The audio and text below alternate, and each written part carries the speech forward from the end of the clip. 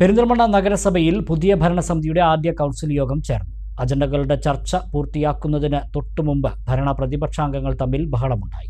നഗരസഭയുടെ മാലിന്യ നിർമ്മാർജ്ജന പദ്ധതിയായ ജീവനം പദ്ധതിയിൽ മുൻ ഭരണസമിതി കാലത്ത് കോടികളുടെ അഴിമതി നടന്നിട്ടുണ്ടെന്നും അന്വേഷണം നടത്തുമെന്നും ആരോഗ്യകാര്യ സ്ഥിരം സമിതി ചെയർപേഴ്സൺ നാലകത്ത് ബഷീർ പറഞ്ഞു. പ്രതിപക്ഷാംഗങ്ങളും ഇതിനെ സ്വാഗതം ചെയ്തു. പെരിന്തൽമണ്ണ നഗരസഭയിൽ UDF ഭരണസമിതി അധികാരമേറ്റതിനു ശേഷമുള്ള ആദ്യത്തെ കൗൺസിൽ യോഗം ബുധനാഴ്ച ചേർന്നു. 24 അജണ്ടകളും 7 സപ്ലിമെന്ററി അജണ്ടകളും കൗൺസിൽ യോഗത്തിൽ ചർച്ച ചെയ്തു. പൊന്നിയാകുറിശ്ശിയിൽ ഓട്ടോറിക്ഷകൾക്ക് ഹോൾട്ടിംഗ് പെർമിറ്റ് നൽകുന്നത് സംബന്ധിച്ച് കൗൺസിൽ യോഗം ചർച്ച ചെയ്തു.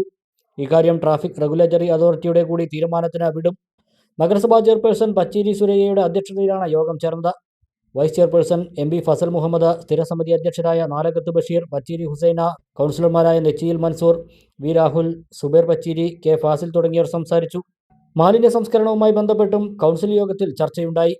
കഴിഞ്ഞ ഭരണസമിതി കാലത്തെ ജീവനം പദ്ധതിയുടെ പേരിൽ വൻ അഴിമതി നടന്നിട്ടുണ്ടെന്ന് ആരോഗ്യകാര്യ സ്ഥിരസമിതി ചെയർമാൻ നാലകത്ത് ബഷീർ കൗൺസിൽ യോഗത്തിൽ പറഞ്ഞു.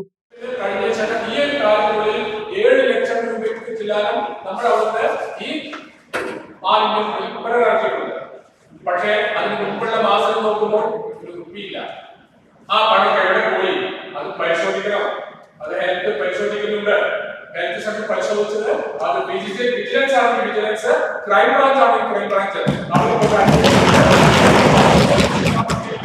ലഭിക്കേണ്ട പാവങ്ങൾ കിട്ടുന്ന ഹരിതകർമ്മയിലുള്ള 82 പാവപ്പെട്ട തൊഴിലാളികൾ കിട്ടുന്ന പണം ഈ തരത്തിൽ ആരും അടിച്ചുമാറ്റി പറയുന്നില്ല.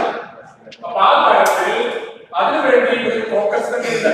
ആ ഫോക്കസ് കണ്ടുപിടിച്ച് മുന്നോട്ട് പോകാൻ ഈ കൗൺസിൽ തയ്യാറാണ്.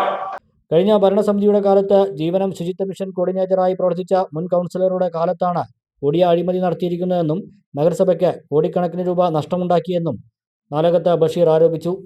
അതായത് പെരിന്തൽമണ്ണ നഗരസഭയിലെ ഹരിത കർമ്മസേന വീടുകളിൽ നിന്നും ഹോസ്പിറ്റലുകളിൽ നിന്നും അതുപോലെ കച്ചവട സ്ഥാപനങ്ങളിൽ നിന്നും കളക്ട് ചെയ്യുന്ന മാലിന്യങ്ങൾ, ഖരമാലിന്യങ്ങൾ, ആ ഖരമാലിന്യങ്ങൾ പെരിന്തൽമണ്ണയിലെ നമ്മുടെ മുനിസിപ്പാലിറ്റിയിലെ പ്ലാന്റിൽ കൊണ്ടുപോയി അവിടെ സെഗ്രിഗേറ്റ് ചെയ്തുകൊണ്ട് അതിൽ നിന്ന് സ്ക്രാപ്പായിട്ട് വിൽക്കാൻ പറ്റാവുന്ന ഒരു സംവിധാനമുണ്ട്.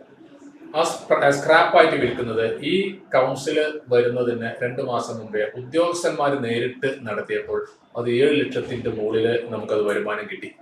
എന്നാൽ കഴിഞ്ഞ 5 വർഷം 60 മാസം ഇത് ഞങ്ങൾ നോക്കുമ്പോൾ അതിൻ്റെ കാര്യമായ രീതിയിലൊരു വരുമാനം ഈ മുനിസിപ്പാലിറ്റിക്ക് വന്നിട്ടില്ല. പ്രത്യേകിച്ച് കച്ചവടങ്ങൾ കൂടിയിട്ടില്ല, വീടുകൾ വേറെ കൂടിയിട്ടില്ല.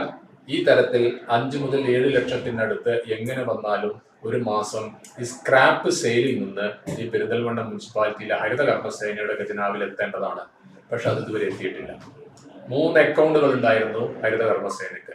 ഈ കഴിഞ്ഞ കൗൺസിൽ കഴിയുന്ന സമയമായപ്പോൾ ഒരു അക്കൗണ്ട് അപ്രത്യക്ഷമായി. ആ അക്കൗണ്ട് ആരുടെ എവിടെയെന്നൊന്നും അറിയില്ല. ഞാനത് അന്വേഷിച്ചുകൊണ്ടിരിക്കുകയാണ്. ആ അക്കൗണ്ടിലൂടെയാണ് ഈ കാര്യമായ തിരിമറി മുഴുവൻ നടന്നത്. കാരണം സ്ക്രാപ്പ് വിൽക്കുന്നത് മുഴുവൻ അതിന്റെ ക്യാഷ് അക്കൗണ്ടിലേക്കാണ് പോകുന്നത്. അപ്പോൾ ഒരു അക്കൗണ്ട് ഇവിടെ കാണുന്നില്ല. ആ അക്കൗണ്ട് ഏതാണെന്ന് ഞാൻ അന്വേഷിച്ചുകൊണ്ടിരിക്കുകയാണ്. ആ അക്കൗണ്ട് ഇതുവരെ കിട്ടിയിട്ടില്ല. ആ അക്കൗണ്ട് കിട്ടിയാൽ, ആ അക്കൗണ്ടിന്റെ ബാക്ക് ഫയൽ കിട്ടിയാൽ ഇതിന്റെ വ്യക്തമായ ചിത്രം നമുക്ക് മനസ്സിലാകും. അത് ചെറിയ എമൗണ്ട് ഒന്നല്ല. ഏറെക്കുറെ 5 ലക്ഷം രൂപയുടെ അടുത്ത് വരികയാണെങ്കിൽ അതിൽ 60 മാസത്തേക്ക് ഒരു 3 കോടി രൂപയുടെ അടുത്ത് ഇവിടെ അഴിമതി നടന്നിട്ടുണ്ടാവും എന്നാണ് ഞങ്ങളുടെ വിലയിരുത്തൽ. അന്വേഷണത്തെ സ്വാഗതം ചെയ്യുന്നുവെന്ന് പ്രതിപക്ഷ കൗൺസിലർമാർ പറഞ്ഞു. വ്യക്തമായ തെളിവുകളോടെ വിജിലൻസ് അന്വേഷണത്തിനാണ് ശ്രമിക്കുന്നതെന്ന് നാലകത്ത് ബഷീർ പറഞ്ഞു. അജണ്ടകളുടെ ചർച്ചയ്ക്കൊടുവിൽ ഭരണ പ്രതിപക്ഷാംഗങ്ങൾ തമ്മിൽ ബഹളവും വാക്കേറ്റവും ഉണ്ടായി. ഭരണപക്ഷത്തെയും പ്രതിപക്ഷത്തെയും യുവ കൗൺസിലർമാർ നേർക്കുനേർ തിരിഞ്ഞപ്പോൾ മുതിർന്ന കൗൺസിലർമാർ ഇടപെട്ട് തടയുകയായിരുന്നു. അങ്ങനെ പുതിയ ഭരണസമിതിയുടെ ആദ്യ കൗൺസിൽ യോഗം ബഹളമായി.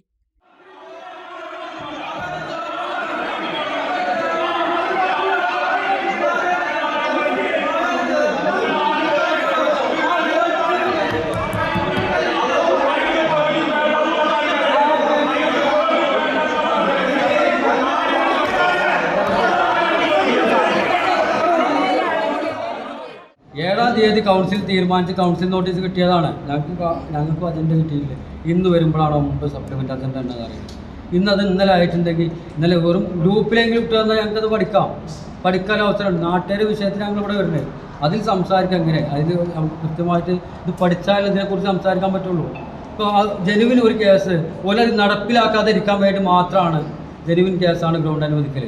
അത് നടപ്പിലാകരുത് എന്നുള്ള ആഗ്രഹം കൊണ്ട് മാത്രമാണ് അങ്ങനെ ഒരു ആലോചിക്കാൻ ബുദ്ധിയില്ലാത്തവരോ ഇതുമായിട്ട് നിയമം അറിയാത്തവരോ പറഞ്ഞു കൊടുക്കാൻ അറിയാത്തവരോ ഒന്നും അവിടെ ഇല്ല. ഒക്കെ നല്ല കഴിവുള്ള ആളുകൾ അപ്പുറത്തുണ്ട്. ചമഞ്ഞൊരുങ്ങാം ചമയത്തിനൊപ്പം. ചമയം ടെക്സ്റ്റൈൽസ്, പെരിന്തൽമണ്ണ, മഞ്ചേരി.